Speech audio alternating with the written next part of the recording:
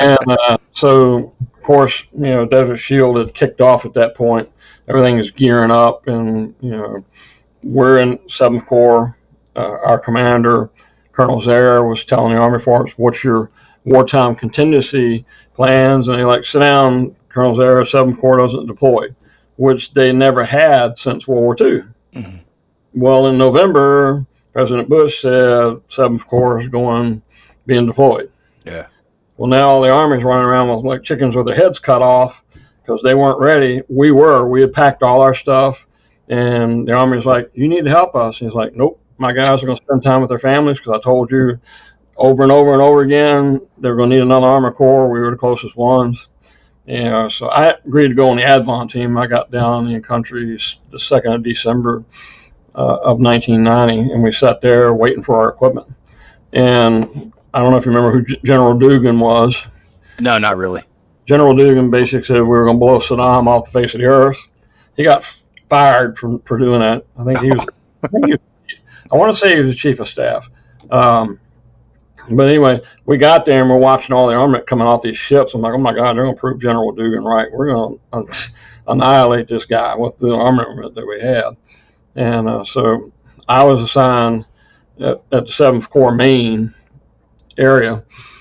And so during Desert Storm, when Schwarzkopf would determine what unit he was going to hit, the air tasking order came to my terminal. I was in a 1 deep position. And I kept looking at saying, and air tasking order is just like a bunch of numbers. It makes no sense. And I'm sitting there, got to be a way to convert this stuff into a readable format. Right. Me and a major worked on it, and we got it to where it was readable. And then I said, why can't we put it out on the bulletin board and use the daily challenge password for the commanders to retrieve it?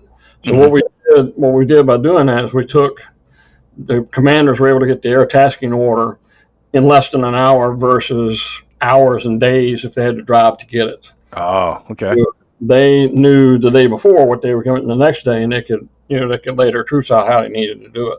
Nice. Because we basically owned the skies. Yeah. If it flew, it was either friendly or wasn't friendly, because the F-15s and everything, were good. But, right. Part of what we did over there, Schwarzkopf had an F-16 fly up and down the border. Mm. Well, Saddam would turn on his anti-aircraft and track all the locations. We were capturing it, feeding it to the Navy. They were custom building cruise missiles. So at 3 o'clock in the morning on January 17th, local time, all the cruise missiles launched and took out all of Saddam's command and control. That's awesome. He couldn't talk to anybody. He didn't know where they're at, didn't know anything. They were, gone. So then we, for probably almost up to the end of February, we just bombed them at will. I mean, right. The psyops that they use over there was ridiculous.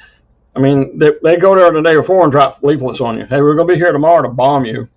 If you want to live, this is what you need to do. And then show up the next day and do it. I don't care how tough you think you are. If somebody says, I'm going to be here tomorrow to beat the heck out of you and then show up the next day and do it, that's going to unnerve you. Right. That's what the psyops was. It was so great. We were a one-sided war. But, so we did all that. Of course, it was over with by the end of February. One of the first briefings that we had when we got there, when General Horner was at our area, he told the Army, he says, look, we need to be done with this thing by March 1st. He said, Army, we're going to give you a week. We'll take care of the rest of it. So when it ended, right there at the end of February, it was done before March 1st, so we spent the months after that cleaning up equipment to load up to come home. So I came back to Germany April 25th of 1991, being there December 2nd. I could have stayed longer for a short tour of credit, but I was tired. I was in a 1 deep position, 16-hour days. Man. I was tired. I wanted to go. And we landed to a red carpet reception. It was really, really nice what we came back to, that they hadn't forgot us. And we got back to Germany and said, all right, see you guys in 30 days.